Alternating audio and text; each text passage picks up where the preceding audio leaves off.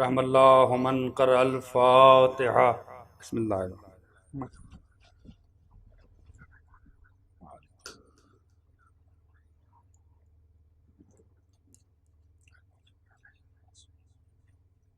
اعوذ باللہ من الشیطان اللعین الرجیم۔ بسم اللہ الرحمن الرحیم۔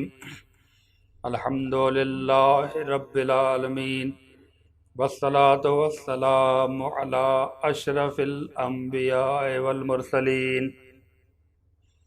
المخاطب بطہ و یاسین، سیدنا و نبینا و طبیب قلوبنا وانیس نفوسنا، مولانا مقتدانا ہادینا ابی القاسم محمد، اللہم صلی علی محمد وآل محمد وعلی اہل بیتہ الطیبین الطاہرین المعصومین المظلومین المنتخبین المنتجبین، ولعنت الدائمۃ علی اعدائہم اجمعین من یومنا ھذا الی یوم الدین، آمین یا رب العالمین۔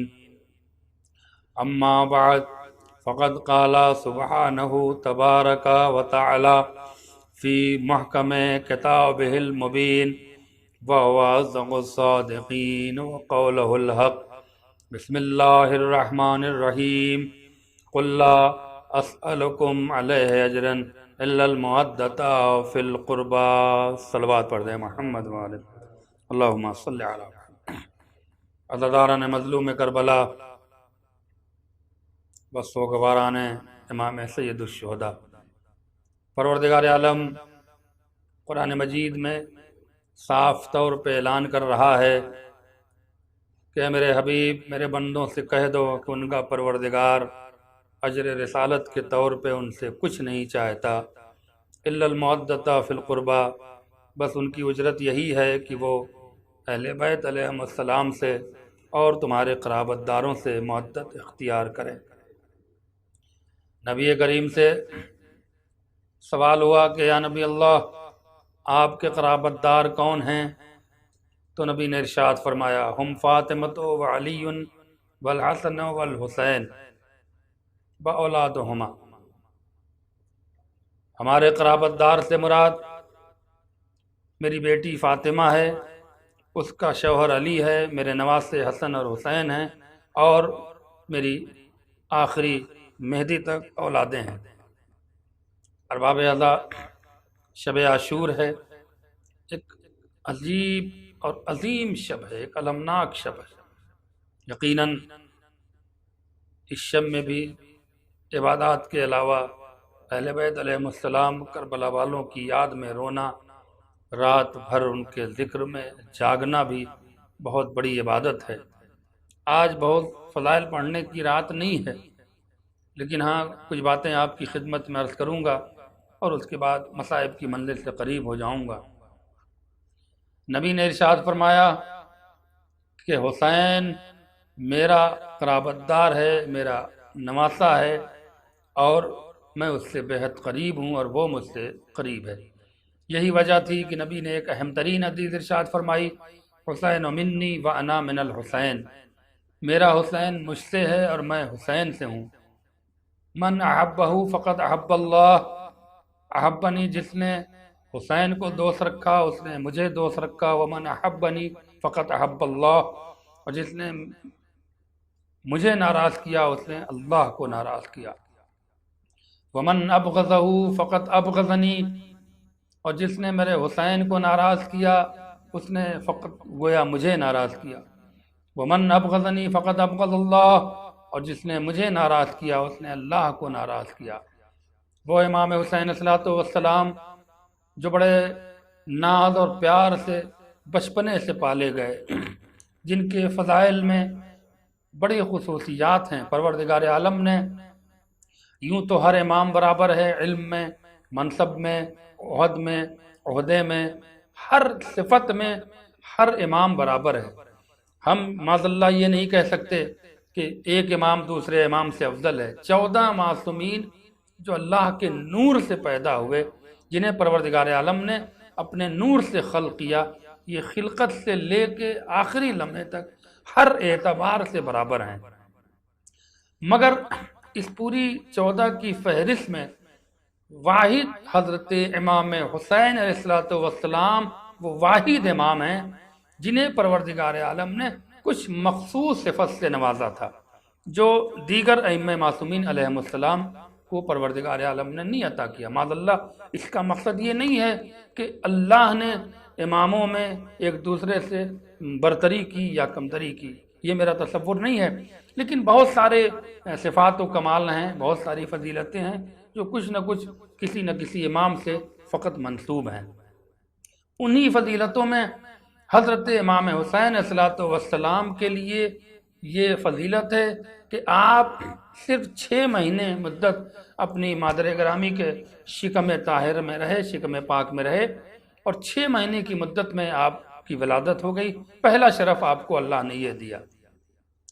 دوسرا جو سب سے عظیم شرف تھا، اللہ اکبر، یوں ہی نبی کریم اپنے خطبے کے درمیان امام حسین کو نہیں پہچنوا رہے ہیں، ہاتھ اٹھا کے ہاذا حسین اعرف، اللہ اکبر، کبھی غدیر میں علی کو اٹھا کے پہچنوایا، کبھی مسجد میں حسین کو اٹھا کے پہچنوایا کہ دیکھو یہی اصل دین ہیں اور یہی دین کے وارث ہیں، یہی دین کے ذمہ دار ہیں، یہ جو کہہ دیں وہ دین ہے، یہ جو کر دیں وہ دین ہے۔ ایک صلوات پڑھ دیں محمد وآل محمد پر، اللہم صلی علی محمد۔ آپ نے غور فرمایا، خطبے کے درمیان امام حسین کو اٹھا کے پہچنوا رہے ہیں کہ ھذا حسین فعرفوا، میرے حسین کو پہچانو، وافضلوا، اس کی فضیلت بیان کرو، وانصروا، اور جب یہ کبھی مشکل میں آ جائے تو اس کی نصرت کرو۔ یہ نبی کریم نے بار بار امام حسین کو امت مسلمہ کے درمیان پہچنوایا تاکہ دنیا پہچان لے، یہ نہ شک ہو کہ کون حسین تھا جس نے کربلا میں جان دے کر اسلام کو بچایا۔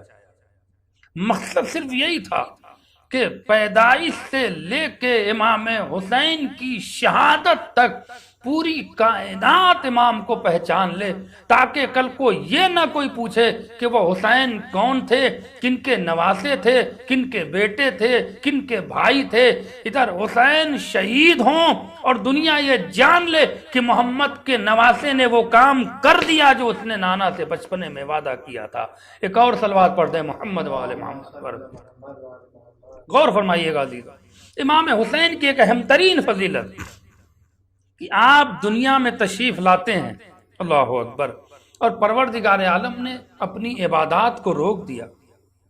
عرش اعظم، جو ملائک سجدے میں تھے، جو فرشتے رکوع میں تھے، جو ملک قیام میں تھے، جو قعود میں تھے، جو تسبیح و تحلیل میں مصروف تھے، جو عبادات میں مصروف تھے، اللہ کا حکم ہوا کہ تم سب اپنی عبادت کو چھوڑ دو، عرش اعظم کو خالی کرو اور جاؤ محمد کے ہاں مبارکبادی دے کر آؤ۔ دنیا میں ان کا نواسا حسین آیا ہے، اللہ اکبر۔ اور یہ ایک اہم ترین فضیلت ہے سرکار سید الشہداء کی کہ جن کے لیے پروردگار عالم نے اپنی عبادت رکوا دی، اللہ اکبر۔ وہ پروردگار عالم جو ایک لمحے کے لیے نہ اپنا سجدہ روک سکتا تھا، نہ اپنا قیام روک سکتا تھا، نہ اپنی حمد، نہ اپنی تسبیح و تحلیل کو روکنا گوارا کرتا تھا، وہ پروردگار اس بچے کی آمد پر اپنی عبادت کو روک رہا ہے، اپنے سجدے کو روک رہا ہے، اپنے ذکر کو روک کر کہہ رہا ہے کہ جاؤ مبارکبادی دے کر آؤ۔ میں نے بارگاہ عزی میں ہاتھ جوڑ کے عرض کیا، پروردگار عالم، یہ کیا وجہ ہے کہ تو نے اپنی عبادت کو رکوایا، تو نے اپنی تسبیح و تحلیل کو رکوایا، تو نے اپنے ذکر کو رکوایا، تو نے اپنے حمد کو رکوایا؟ پروردگار اس کا راز کیا ہے؟ عجب نہیں قدرت جواب دے کہ آج ایک لمحے کے لیے ہم اپنی عبادت کو رکوانا گوارا کر لیں گے، لیکن جب یہی ہماری عبادتیں قیامت تک کے لیے ظالم روکنا چاہے گا تو یہی وہ بچہ ہوگا جو اپنا سر کٹوا کروا کر قیامت تک کے لیے ہماری عبادتوں کو زندگی بخشے گا، ہماری نماز کو زندگی بخشے گا، ہمارے ذکر کو زندگی بخشے گا، ہماری تسبیح و تحلیل کو زندگی بخشے گا۔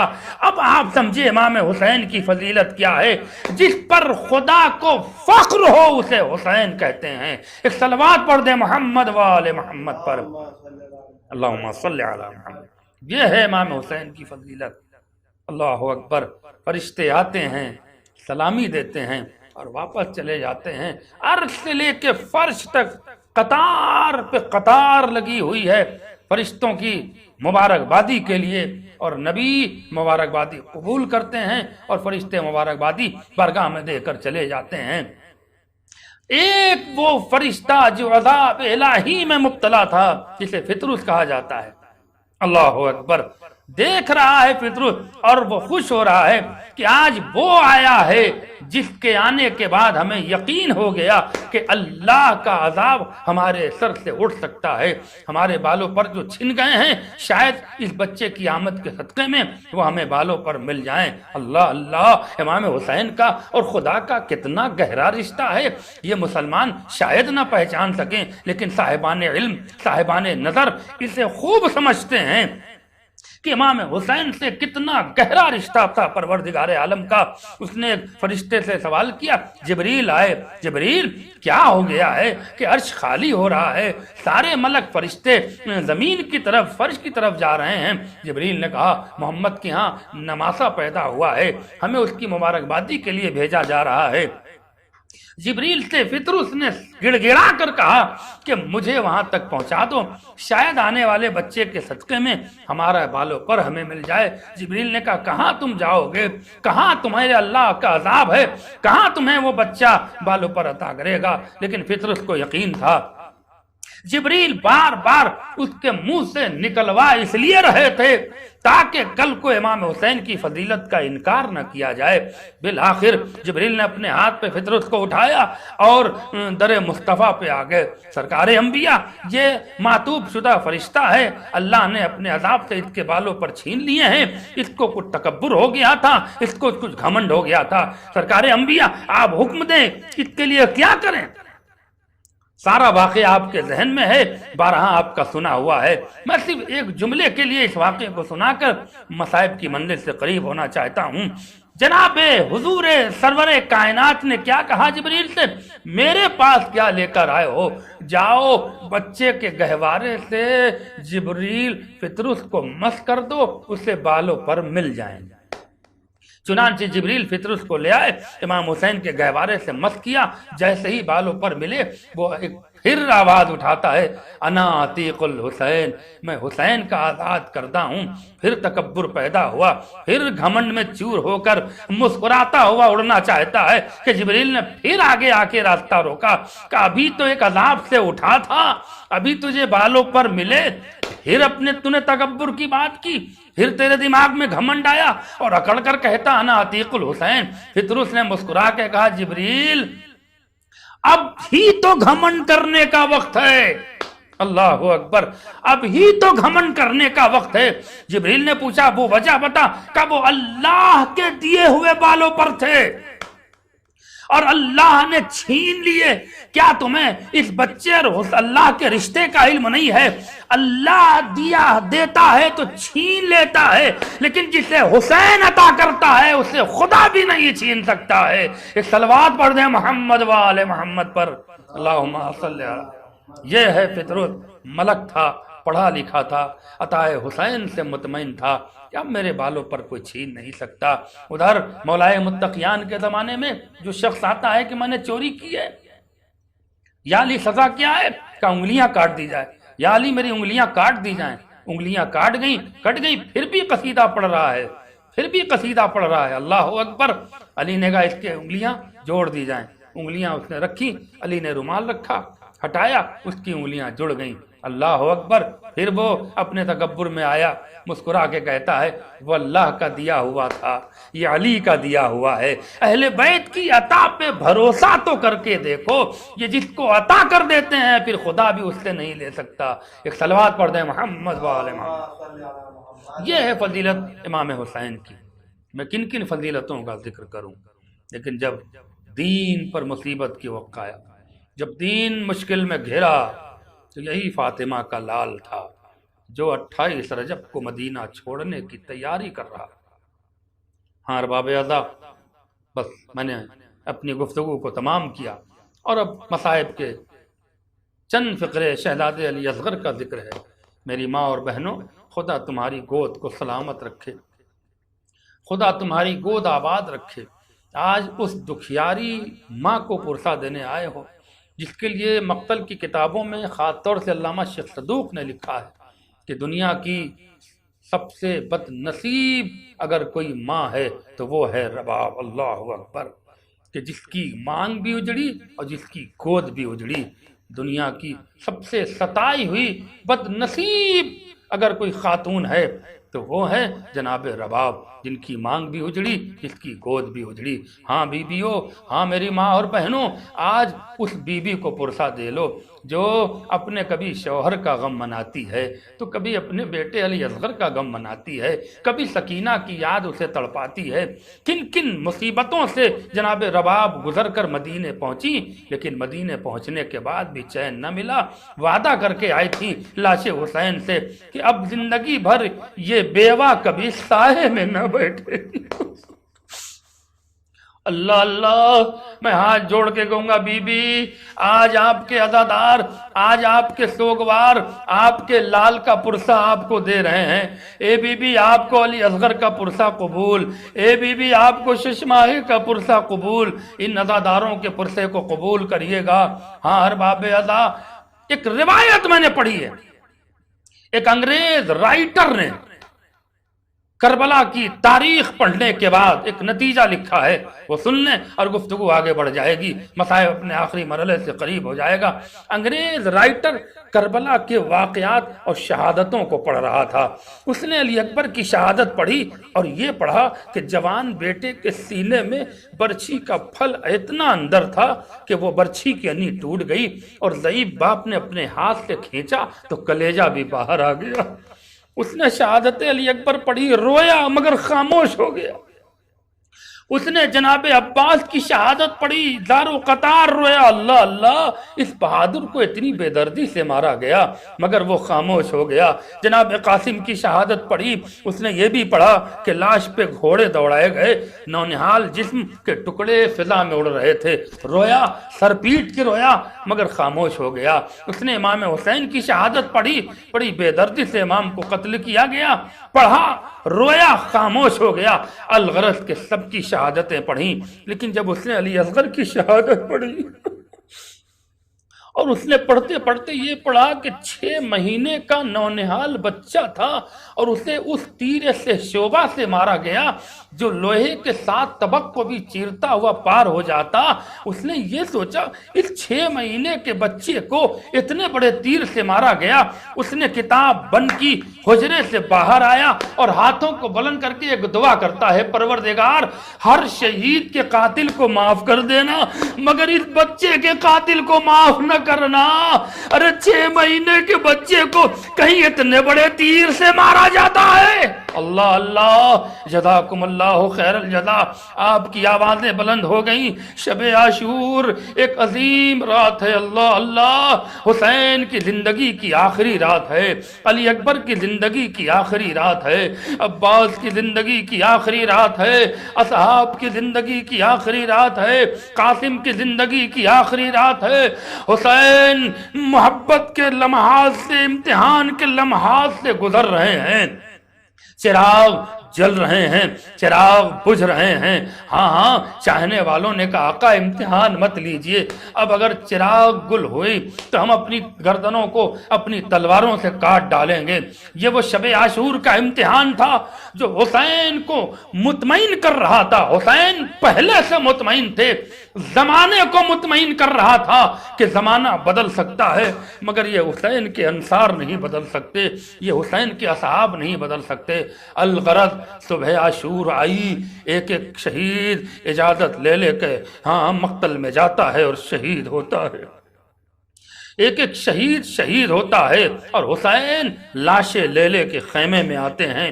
بس ایک لاشا جو خیمے میں نہیں آیا وہ ہمارے سرکار باب المراد کا تھا۔ ہاں جناب عباس کا لاشا خیمے میں نہیں آیا۔ تاریخ کہتی ہے کہ جناب عباس کا لاشا اس لیے جناب عباس نے وصیت کی تھی کہ آقا میرا لاشا خیمے میں نہ لے جائیے گا، اس لیے کہ عباس کو یہ علم تھا کہ سارے لاشیں تو حسین لائے ہیں، حسین کا لاشا کون لائے گا؟ ارے غلام کا لاشا خیمے میں پہنچ جائے اور آقا کا لاشا مقتل میں پڑا رہے، یہ عباس کی غیرت گوارا نہ کرتی۔ بس ارباب اعضا آوازیں بلند کر کے روئیے گا، شب عاشور بی بی کو پرسہ دے لیجئے، بی بی فاطمہ کو پرسہ دے لیجئے، بی بی رباب کو پرسہ دے لیجئے۔ میں نے مجلس تمام کی، اب ایک وقت آیا کہ حسین اکیلے ہو رہے ہیں، اب نہ انصار ہیں، نہ اقربا ہیں، نہ عباس ہیں، نہ علی اکبر ہیں، اور آئے میدان میں آواز استغاثہ بلند کی، حل من ناصر ینصرنا، حل من مغیث یغیثنا، ہے کوئی جو میری مدد کرے، ہے کوئی جو میری فریاد کو پہنچے؟ کوئی لبیک کی آواز نہ آئی۔ چشمہ علی اصغر نے اپنے کو جھولے سے گرایا، خیمے میں بیبیوں کی آواز گریے کی بلند ہوئی۔ حسین لوٹ کر آئے، زینب گریے کی وجہ کیا ہے؟ کہ بھیا آپ نے آواز استغاثہ بلند کیا، علی اصغر نے جھولے سے گرا لیا۔ لاؤ میرے بچے کو، بس ارباب اعضا مجلس تمام ہو گئی، لاؤ میرے بچے کو میرے حوالے کرو۔ حسین مقتل میں لے کر آئے اور کس انداز سے پانی طلب کر رہے ہیں۔ ہاں ارباب اعضا جب کوئی جواب نہ آیا تو وہ آخری فقرہ سنیں۔ حسین نے جلتی زمین پہ علی اصغر کو رکھ دیا، اور رکھنے کے بعد کہتے ہیں اگر تمہیں یہ ڈر ہے کہ میں علی اصغر کے بہانے پانی پی لوں گا، آؤ تم اپنے ہاتھ سے اصغر کو پانی پلاؤ۔ کوئی جواب نہ آیا، اشقیاء منہ پھیر کے رونے لگے۔ ہرملہ نے آواز دی، ابن پسر سعد نے، عمر سعد نے آواز دیا، این این ہرملہ اقت کلام الحسین، ہرملہ کہاں ہے؟ حسین کے اس کلام کو منقطع کر دے۔ چلے کمان میں تیر جوڑا، ادھر علی اصغر باپ کے ہاتھوں پہ ہمک رہا ہے، تیر چلا علی اصغر کے گردن کو چھیدتا ہوا، اب جناب حسین کے، امام حسین کے شانے کو پار کر گیا۔ تاریخ کہتی ہے بچہ باپ کے ہاتھوں پہ منقلب ہو گیا۔ اب حسین نے ابا سے چھپایا، لے کر چلے، مگر رباب کو کیا کہتے؟ رباب سے پہلے سکینہ انتظار کر رہی تھی کہ وہ تو یہی پوچھے کہ بابا اصغر کو پانی پلا کے لے آئے، مگر سکینہ ابھی تک پیاسی ہے۔ 7 بار آگے بڑھے اور 7 بار پیچھے ہٹے، انا للہ و انا الیہ راجعون، لیکن ایک بار ہمت کی، اے رباب آؤ اپنے بیٹے کو لے جاؤ۔ جناب زینب پہلے آئیں، سکینہ باپ کے دامن سے لپٹ گئی، بابا آپ نے علی اصغر کو پانی پلایا، مگر سکینہ کو کیا خبر تھی بچہ تیر کھا کر آ رہا ہے۔ اب جو چہرے سے چادر ہٹائی، من کا ڈھلا ہوا، رباب سینہ پیٹ کے روتی ہیں اور آواز کو بلند کیا، اے پروردگار کیا اتنے بڑے بچے بھی اس طرح سے مارے جاتے ہیں؟ اللہ اللہ، آپ کی آوازیں بلند ہو گئی، عزادار ہو، شب عاشور ہے، جی کھول کے رو لینا، اگلے سال زندہ رہو گے تو شب عاشور نصیب ہوگا، جی بھر کے پرسہ دے لو۔ میں نے مجلس کو تمام کر دیا، بس ایک روایت سنو کہ جناب رباب علی اصغر سے کتنا محبت کرتی ہیں۔ علامہ سے شیخ صدوق کی روایت ہے اور مجلس تمام ہو رہی ہے۔ ہاں ارباب اعضا علی اصغر کا ماتم ہوا، ننھی سی قبر کھود کے اصغر کو گاڑ کے، شبیر اٹھ کھڑے ہوئے دامن کو جھاڑ کے۔